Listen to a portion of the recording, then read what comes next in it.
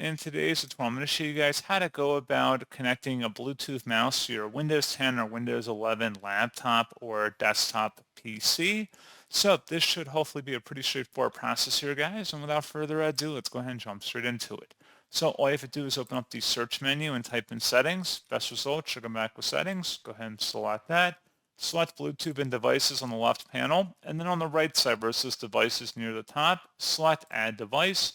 Make sure your mouse is discoverable on your network as well as charged up, and then select Bluetooth, and then just follow through with the on-screen wizard here, and that's pretty much all you have to do.